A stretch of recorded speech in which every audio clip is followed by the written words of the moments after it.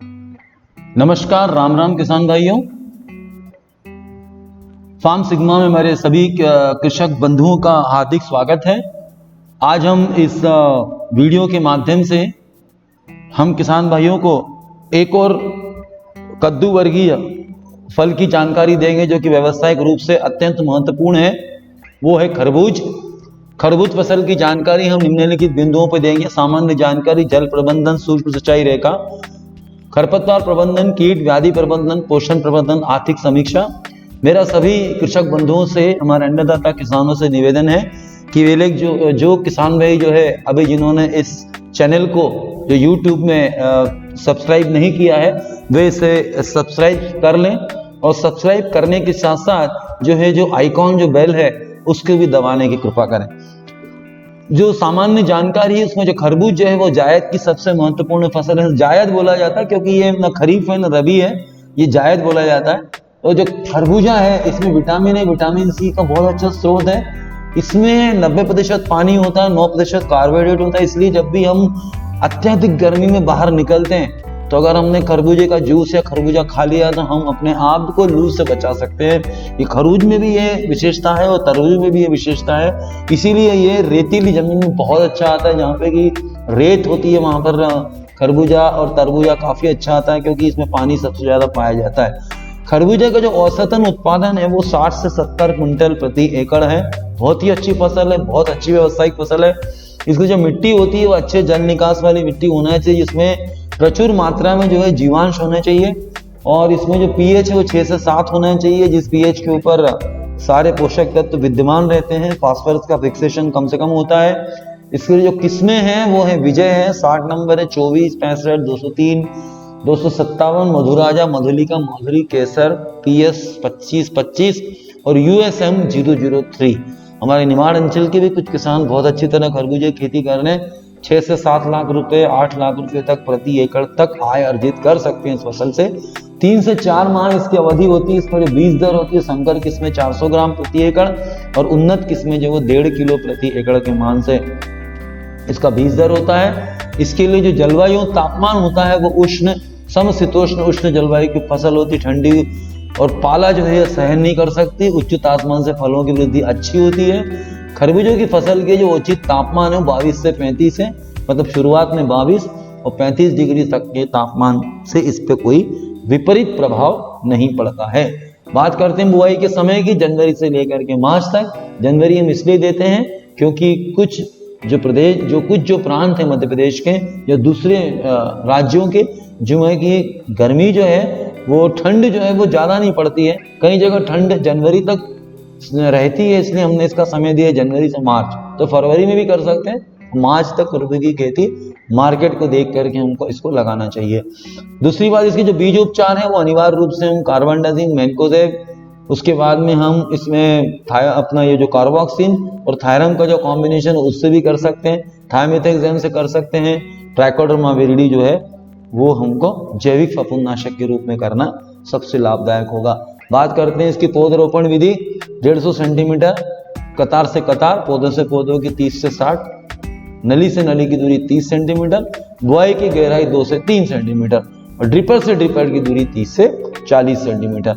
बात करते हैं हमको उत्पादन कैसे बढ़ाना। हर बार हम इस बारे में बात करते हैं कि कटाई गहाई के पश्चात गहरी जुताई करना बहुत जरूरी है। उसके पहले हमको मिट्टी परीक्षण कराना चाहिए। जो गोबर की खाद है उससे जितने भी हमारे पास जैविक फफूंदनाशक हैं, उसके एजेटोबैक्टर है, पीएसबी है, इनको डाल करके उससे माध्यम कल्चर अगर मिला देंगे तो जितने भी बैक्टीरिया है, जो लाभदायक जीवाणु है वो जीवित होने लगते हैं उसके अंदर, जैसे नाइट्रोसोमोनास, नाइट्रोबैक्टर।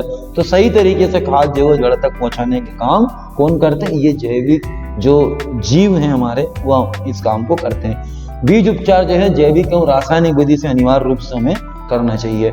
बात करते हैं ऊंची उठी हुई क्यारी पद्धति से भी आजकल करते हैं हम लोग, मल्चिंग लगाते हैं।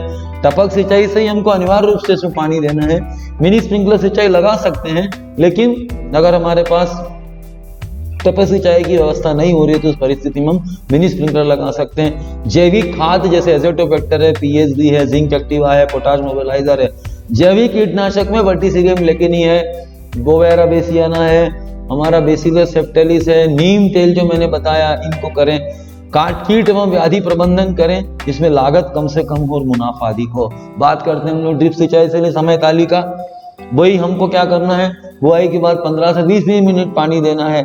शाखा जब बनती हो 30 से 35 मिनट, फूल बनते से 45 से 50 मिनट। अगर हमारी शाखा बन रही और हमने पानी बिल्कुल नहीं दिया तो ये गमी स्टेम ब्लाइट की शिकायत उस परिस्थिति में आने लगती है, गोंद आने लगता है। उसके ऊपर हमको बहुत ज्यादा ध्यान देने की आवश्यकता है। खरपतवार प्रबंधन पारंपरिक, यांत्रिक, रासायनिक विधि से करना है, गहरी जुताई करना है। उसके बाद में हमें जो है ये खरपतवार नाशक जो है उसकी जरूरत पड़े तो हमें उसका भी छिड़काव, जैसे फ्लूक्लोरेलिन है, पेंडामिथालिन है, इनका छिड़काव हमें करना चाहिए। बात आती है कीट एवं व्याधि प्रबंधन की। आप देख रहे हैं चित्र में लीफ फाइंडर की शिकायत इसमें ज्यादा आती है, इसलिए हमको जो है बायो 303 है, एवामेक्टिन है, क्लोरेंट्रिप्रोल, लेकिन लक्षण दिखते ही इसका छिड़काव कर देना चाहिए। कटवर्म भी आता है जो शुरुआत की अवस्था में आता है, जिसका छिड़काव जो कोई भी दवाई करें तो शाम के समय करें, जैसे कार्बोफ्यूरॉन है, क्लोरोपाइरीफॉस है, क्लोथियम। बात करते हैं सफेद मच्छर की। नीम ऑयल, एसिटिमापिड, पायरोफ्लॉक्सिफेन, स्पिंटोरम और जो है येलो स्टिकी कार्ड हम लगाएं, नीम तेल का स्प्रे करें। और क्राइसोपरला क्रेनिया जो है वो हम इसमें एक प्रीडेटर जो होता है, परजीवी होता है, वो भी हम इसमें छोड़ सकते हैं। माहू जो होता है इसमें, जो कि वायरस को फैलाता, माहू और सफेद मच्छर, इसके लिए हमको नियंत्रण करना बहुत जरूरी है। इमीडियाक्लोपिड जो है वो बिल्कुल स्प्रे कर दें, नीम ऑयल का करें, थाइमेथाक्सम करें, डाइमिथोएट करें। बात आती है हमारी लाल मकड़ी की। बहुत ज्यादा शिकायत आती है कुकर बिट्स में लाल मकड़ी की, जैसे स्पायरोमेसिफेन है, प्रोपरागाइट है, इथियन है। इनका जो है हम लक्षण दिखते से ही हमें, जैसी पॉपुलेशन 1 या 2 हो तभी हमको छिड़काव कर देना चाहिए। लीफ ईटिंग कैटरपिलर के लिए फेरोमोन ट्रैप लगाएं। ये जो काटने वाली इल्ली होती है इसके लिए हमें प्रोपेनोफास है, क्लोरेंट्रिप्रोल है, क्लोरोपाइरीफॉस है, इनका हमें छिड़काव कर देना चाहिए। फ्रूट फ्लाई जो है उसके लिए फ्रूट ट्रैप लगाना जरूरी है। कार्बरिल है, मेलाथियान है, क्लोरेंट्रिप्रोल है, ये जो है बहुत ज्यादा नुकसान करती है फ्रूट फ्लाई, इनको भी नियंत्रण करना अत्यधिक आवश्यक है। खरबूज में लगने वाला रोग है डंपिंग ऑफ, जो शुरुआत में लगता है, इसके लिए फॉस्फेटाइल है, कॉपर ऑक्सीक्लोराइड है, इन सब की ट्राइकोडर्मा वगैरह की ड्रेंचिंग करें। पाउडरी मिल्ड्यू मतलब भभूतिया जो रोग आता है, ये कुकरबिट्स में भी काफी तादाद में देखा गया है। इनके लक्षण जैसे बिल्कुल भभूतिया मतलब इस पाउडर जैसे सिम्टम जो है, बिल्कुल जैसे हमने कोई पाउडर डाल दिया हो पत्ती पे, उस तरीके का लगता है। इसके लिए क्लोरोथाइनिल, डिफेगोनोजोल, फ्लिपोरियम और सल्फर, घुलनशील सल्फर जो वो सुबह सुबह 5:30-6 बजे करीब सल्फर का छिड़काव करते हैं। गर्म मौसम में सल्फर करने से पत्तियों के ऊपर चिट्ठे आने की संभावना बढ़ जाती है। बात आती है सर्कोस्पोरा लीफ स्पॉट की। ये आप देख रहे पर्ण धब्बा रोग जो होता है ये फंगल है, इसके लिए हमें जो है ये जो दवाइयां दी गई है इनका हमें छिड़काव करना है। और ये जो है एंथ्रेक्नोज जो है, ये भी मतलब एंथ्रेक्नोज काफी तादाद में देखा गया है कद्दू वर्गीय फसलों में, जैसे लौकी में भी देखा गया, खरबूज में देखा गया, तरबूज में देखा गया। तो एंथ्रेक्नोज के लक्षण आपको पत्ती पे भी दिखेंगे, आपको फलों पे भी दिखेंगे। तो इनके लिए जो है हमें इनकी रोकथाम तुरंत करना जरूरी है, नहीं तो फलों की गुणवत्ता बहुत ही क्षीण हो जाती है, मार्केट वैल्यू मिलती नहीं है। बात आती है इनको कॉलर रॉट की। कॉलर रॉड जो होता है इसको गला पकड़ बोला जाता है, इसके लिए कॉपर ऑक्सीक्लोराइड, फॉस्फेटाइल और स्यूडोमोनास फ्लोरोसेंस।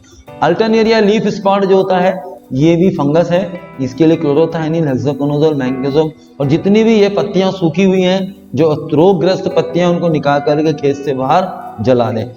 बात आती है हमारी गमी स्टेम ब्लाइट की। मैंने आपको अभी बताया था गमी स्टेम ब्लाइट में ये इंटरनोड के यहाँ से ये फटने लगता है तना इसका, और इसमें से गोंद जैसा पदार्थ निकलता है, जो गोंद जो उसको डिप्लोडिया बोलते हैं। इसके लिए जो दवाइयां दी गई है उनका तुरंत लक्षण देखते ही छिड़काव करें। कुकुम्बर मोज़ेक वायरस जो है वो खास करके व्हाइट फ्लाई और थ्रिप्स के द्वारा फैलता है, और इसके लिए आसपास मक्का ना लगाएं और इसका नियंत्रण तुरंत कर लें। और इसके लिए नीम ऑयल 10,000 ppm वाला ही छिड़कना है, एसिटिमाप्रिड है, और इस तरह की जो दवाइयां हैं इनसे जो है हम इसके वेक्टर को नियंत्रित कर सकते हैं। बात आती है हमारी पोषण प्रबंधन की। जो अगार खाद है उसे जैविक खाद हमने अंतिम जुताई के पहले डाल दिया है। DAP 12-32-16 मतलब ये 32 खाद है, इनको अपन ने पोटाश, माइक्रोराजा, मैग्नीशियम सल्फेट में मिला के बुआई करने के पहले या पौधरोपण करने के पहले इसको बेड के ऊपर बिछा दें। बात आती है फर्टिगेशन शेड्यूल की। ट्राइकोडर्मा स्यूडोमोनास हमने गुड़ में बना दिया है, उसके बाद अंकुरण से लेकर के 70 से जब अंकुरित होकर 10 दिन से 80 दिन तक हमको ये खाद जो है, ये जो दिखाई गई है घुलनशील खाद, चिलेटेड फर्टिलाइजर्स है, जैसे अपना 1261-0, 13-40-13, मैग्नीशियम सल्फेट, पोटेशियम नाइट्रेट, ये सब हमको वेंचुरी या फर्टिलाइजर टैंक के माध्यम से देना है। अब ये जो कुछ चीजें हम हमेशा बताते हैं कि कौन सी खाद मिला करके टंकी उसमें डालना है टंकी में, उसके बाद जो परनी छिड़काव वो भी हमको कर सकते हैं, जैसे 19-19, 13-40, 13-52, 34 पोटेशियम नाइट्रेट। बात करते हैं उन्नत सिंचाई और परंपरागत सिंचाई में जो अंतर है, जैसे पानी की बचत है, समान रूप से सिंचाई होती है, ऊर्जा की बचत है, खरपतवार और रोगों में कमी है, बेहतर गुणवत्ता और उत्पादन है, और श्रम की लागत कम से कम होती है। खास करके जब हम तरबूज सैंडिलोम सॉइल में लगाते हैं, बहुत अच्छे परिणाम है सैंडिलोम में खास करके, तो हम इसको लगाएं। और उसके बाद में आती है बात हमारी आर्थिक समीक्षा की। हम इसकी जो कुल लागत है 39,000 है, अतिरिक्त खर्च जोड़ो तो 42,900, परंपरागत खेती में 20,000 इसकी लागत, 22,000 जो है इसकी अतिरिक्त खर्च जोड़ने पे है। आय अगर हम देखें तो परंपरागत में मात्र 38,000 रुपये है, अगर हम खर्चा काट देते हैं। बाद में देखेंगे कि उन्नत खेती से हमारी जो आय है वो 1.5 लाख रुपए है, इसमें से अगर हम खर्चा माइनस करते हैं तो 1,07,100 रुपये हमारी शुद्ध आय अर्जित होती है, और मार्केट में इसका मूल्य भी हमको अच्छा मिलता है, क्योंकि गुणवत्तापूर्ण उत्पादन हम उन्नत खेती में करते हैं। अब जो फार्म सिग्मा मोबाइल एप्लीकेशन है, ये जो हमने जो फार्म सिग्मा हमारा जो मोबाइल ऐप है, जिसको कि हम हमारे जितने भी हम ऐप डाउनलोड प्ले स्टोर से करते हैं, इसको प्ले स्टोर से करना है, लेकिन हमने एक सुविधा और दे दी है।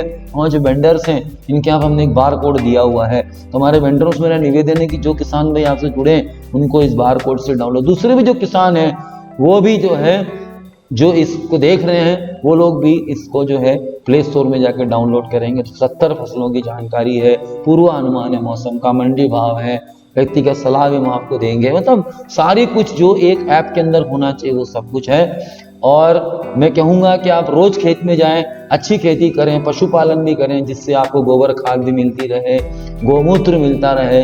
मेरा किसान भाइयों से कहना है कि अच्छी आय अर्जित करें और खेती से जो है एक अच्छा मुनाफा जो है कम से कम लागत में अधिक से अधिक करें। मैं अपनी वाणी को विराम देने से पहले एक बात कहना चाह रहा हूँ कि हमारा जो ये हम हमारे किसान भाई इंस्टाग्राम और फेसबुक पे जाकर के भी जुड़ सकते हैं, उनको भी वहां पर है हमारे जितने भी ये हम लोग ये तकनीकी जो बातें करते हैं आपसे, वो आपको वहां पे भी ये उपलब्ध होगा, तो वहां भी जाकर के आप लोग जुड़ सकते हैं। यूट्यूब में तो आपको सब्सक्राइब करना ही करना है, साथ साथ अगर जो किसान भाई के पास फेसबुक भी है, इंस्टाग्राम भी, वहां भी जाके से जुड़ सकते हैं। तो मैं इसके साथ अपनी वाणी को ही विराम देता हूँ। धन्यवाद। जय हिंद, जय भारत।